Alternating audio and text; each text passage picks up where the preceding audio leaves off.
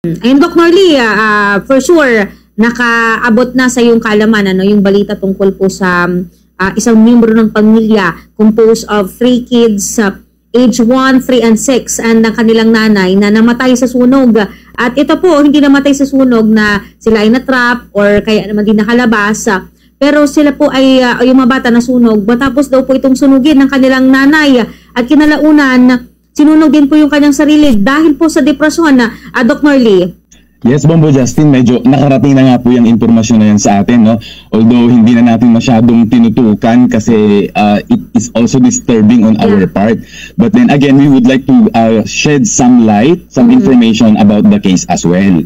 So, Bombo Justin, ito nga yung tinatawag natin na filicide, kung saan ang isa or dalawa sa mga magulang ay kinikitil yung buhay ng kanilang sariling anak, no? Galing ito sa Latin word na filius or son, anak na lalaki, at filia, anak na babae or daughter. So ito yung tinatawag natin na filicide. So itong pangyayari ito, Bombo Justin, ito yung isa sa mga specific types ng filicide kung saan nagkakaroon din ng suicide yung taong gumawa noon. So ito yung tinatawag natin na filicide, suicide. Katulad ng nabanggit ni Dr. Norly, talagang nakakalungkot, disturbing yung ganitong pangyayari na pinag-usapan natin ito dahil sa para mag-cause ng harm o anuman pong negatibong kaisipan, pero para po mabigyan din po ng kaalaman yung bawat isa sa atin, di ba, na kasi kung pagbabasihan natin yung mga nakitang pictures na nag-around sa social media, okay, tingnan yung nanay di ba? Maayos, pati yung mga bata, actually yung mga batang alam niyo yung punong-puno ng pagmamahal, yung mga itsura po nila na talagang alagang-alaga, yung talagang bantay sarado ng mga magulang o talagang binabantayan ng kanilang nanay. Pero tingnan po ninyo yung wala talaga sa hindi natin mabasasabi sa kung ano yung nakikita natin physically doon sa nararamdaman nila, sa panloob na nararamdaman nila, lalong-lalo na doon po sa panig po ng nanay, Doc Norly. Yes, totoo yan, Bombo Justin. At base nga dun sa mga nakuha na din nating informasyon, although limited yung information, isa sa mga tinitingnan natin ang gulo dito, yung mental health issue ng nanay. And alam naman nating lahat na pag mental health, isa ito sa mga silent killers. Kung minsan hindi natin makikita dahil may mga tao, may mga kagaya natin na magaling din mag-mask ng kanilang mga nararamdaman, ng kanilang mga suliranin.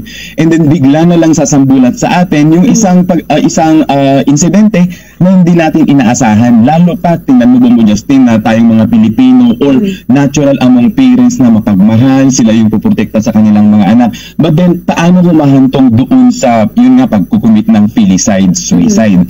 So nakikita natin dito, Bombo Justin, na yung ibang mga tao, pwedeng i-judge nila yung nanay na anong klaseng ina yan. But then again, understanding po yung nature and mga risk factors ng filicide, pwedeng yung nanay, on her part, iniisip pa rin niya yung kapakanan ng kanyang mga anak.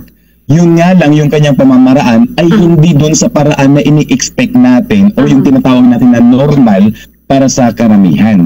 So, Bombo Justin, if I may, i-run down ko lang yung mga risk factors ng filicide, ano yung mga dahilan na pwedeng humantong sa pagkitil sa buhay ng mga anak yung isang magulang.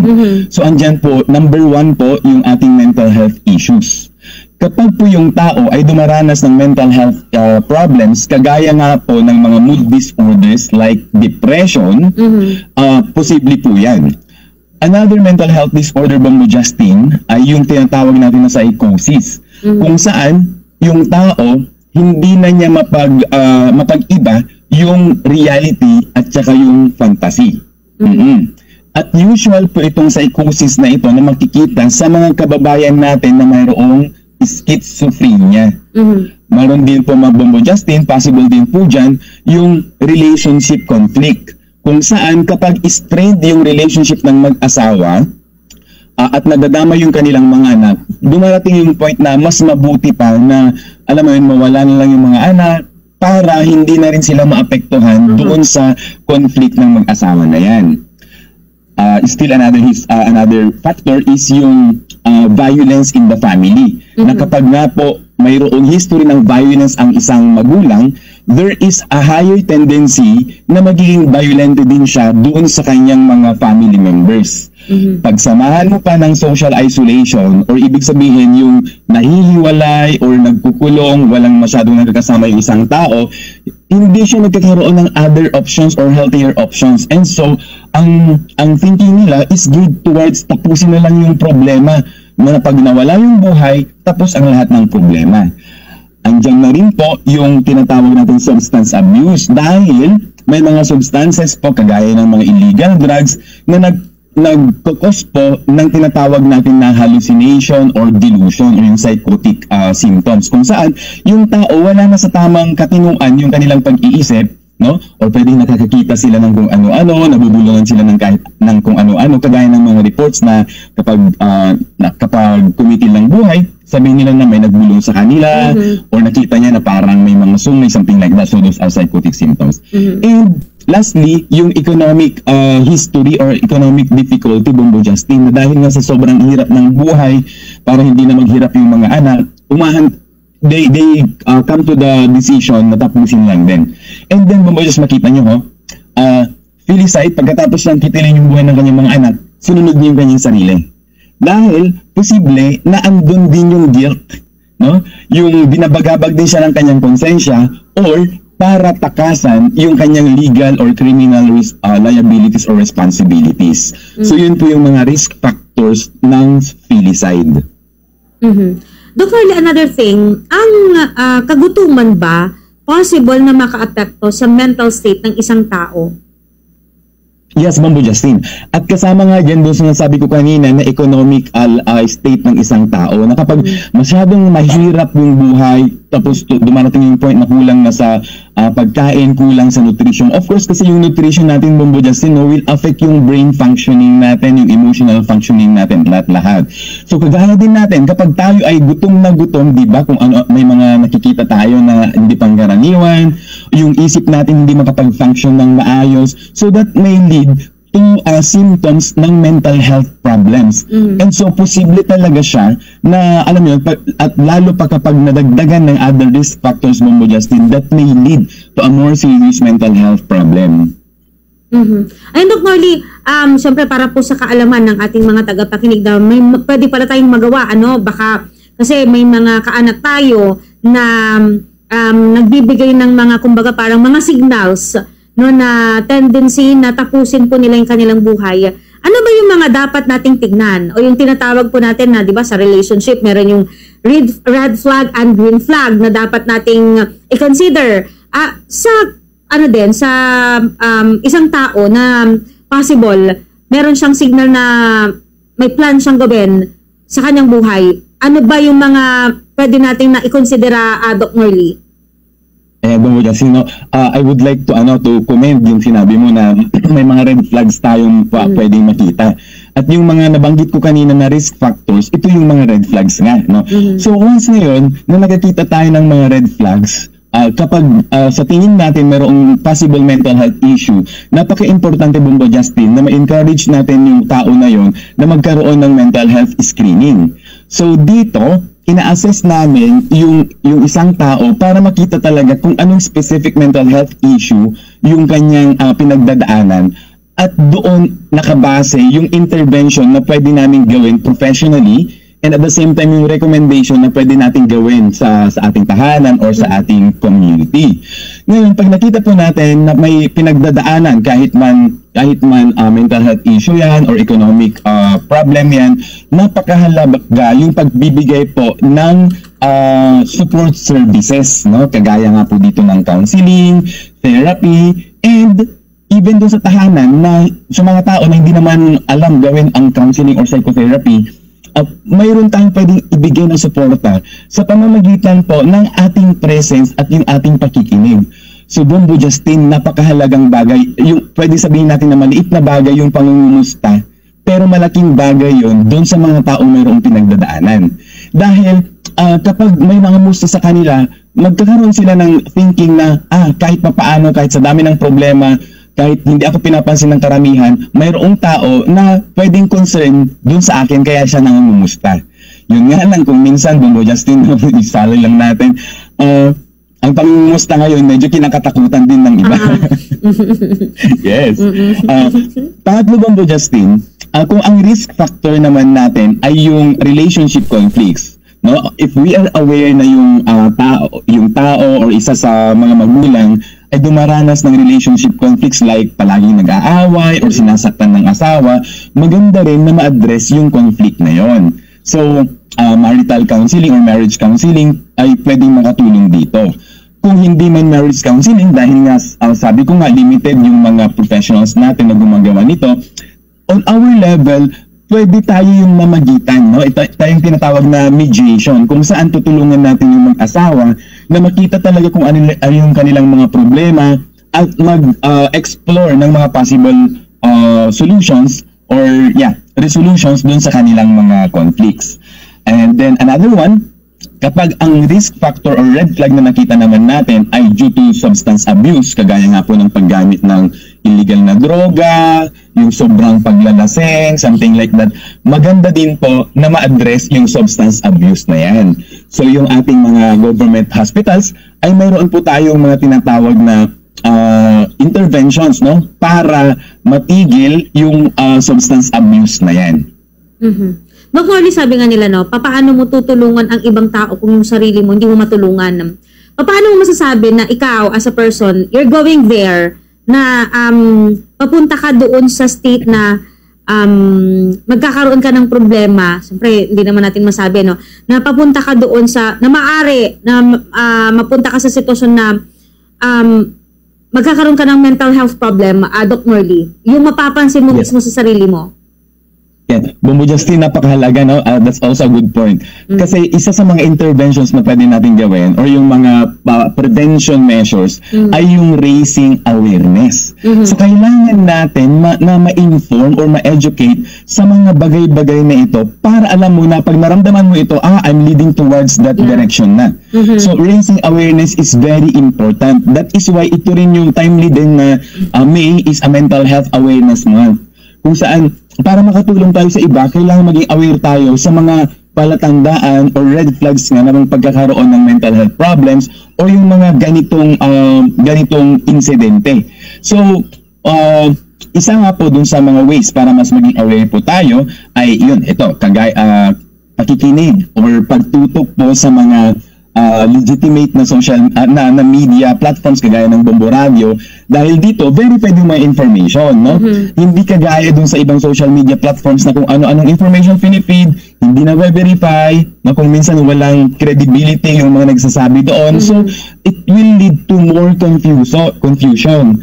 So in raising awareness, tumutok tayo or get information doon sa mga legitimate sources po natin.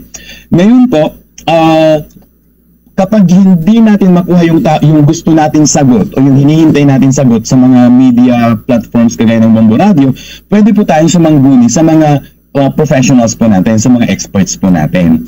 And Bombo Justin, once we are aware kasi din sa mga red flags na yan at nakita natin ang isa sa mga red flags, napaka-importante yung taking the first step. No? So unang-una, awareness, pangalawa, acceptance or yung pagiging accepting natin na tayo ay may pinagdadaanan na ganito na, and of course taking the first step, yung paghingi ng tulong. Yung tulong na tinutukoy ko, Bombo Justin, not necessarily na direkta sa aming mga mental health professionals, kundi pwedeng lumapit sa kaibigan or sa family member na pwedeng sila yung mayroong link or connection doon sa other service providers or other form of help na kailangan po nila. Yes po. Baghuli kasi, meron kasi yung mga yung mga tao na in denial, nasa in denial state sila na may something silang nararamdaman pero dahil sa takot na mahusgahan ng tao, ayaw nilang mag-seek ng help sa ibang tao or sa professional.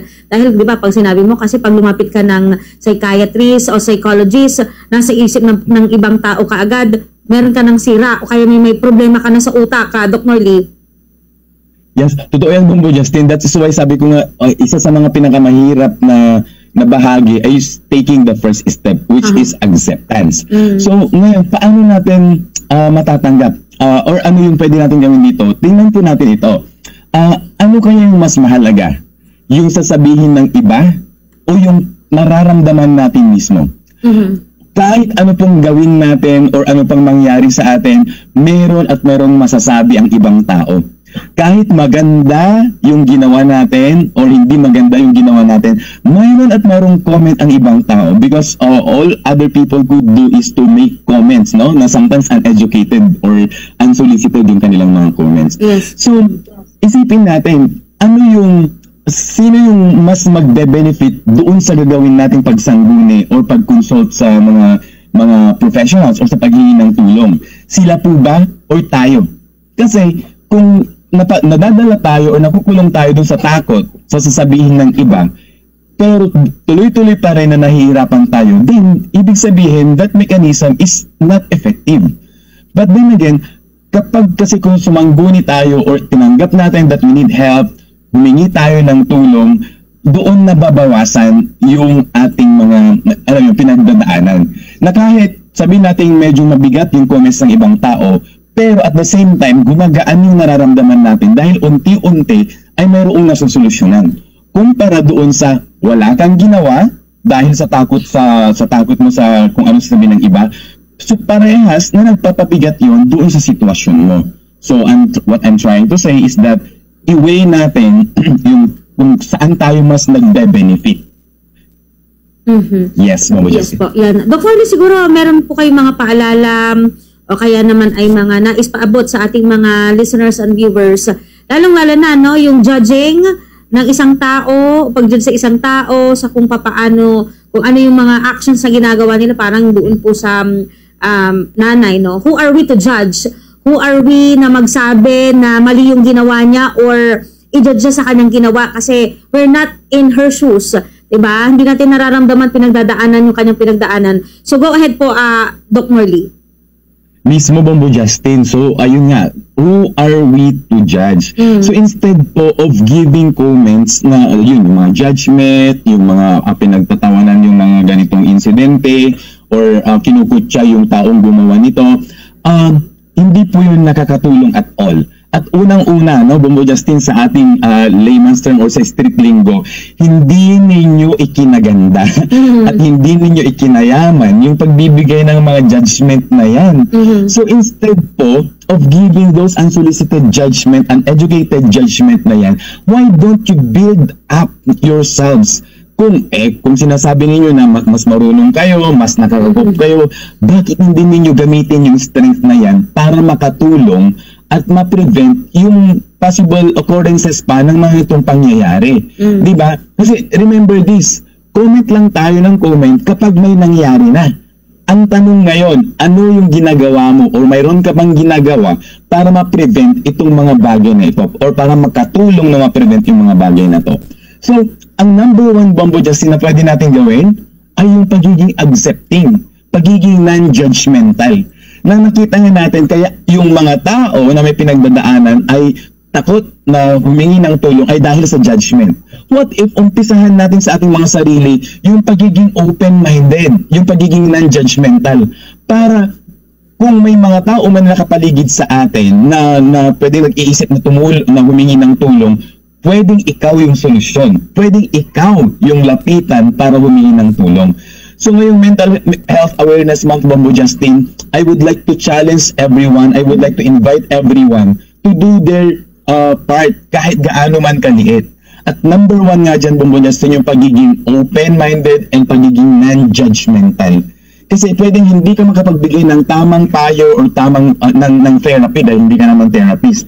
Pero pwedeng ikaw yung unang lapitan ng mga tao na gustong humingi ng tulong at pwedeng ikaw ang mag-link doon sa tao na yun, doon sa mga tamang tulong na kailangan nila. Ayan. Napapanahon yan, Dr. Lee, sa panahon na hindi natin magbilang o punong-puno ang ating mundo ng mga judgmental po na tao, Dr. Lee. Yes, Bombo Justin, kaya minsan mas kailangan yata nating gamutin yung pagiging judgmental na yan. Yes po. Dr. Lee, maraming salamat sa paglalaan po ninyo ng inyong oras sa ating palatuntunan. For sure, marami po yung mga kababayan natin na nakikinig, nanonood sa atin ngayon, no? Meron po silang na-realize dito po sa ating mga pinag-usapan na maaari po tayong makatulong sa mga kababayan po natin, no? Na may mga pinagdadaanan po sa buhay. Yes, Bombo Justin, maraming salamat din. And lastly, para sa ating mga kabombo, no, gusto ko lang flex yung label sa aking damit ngayon. Ito, never give up. So kung ikaw may pinagdadaanan, never give up. May tulong na available at kasama dyan ang Bombo Radio Dagupan. Maraming salamat, Bombo Justin. Thank you, Dr. Lee. Ingat and God bless po. Aras po natin mga kabombo, 3 minuto.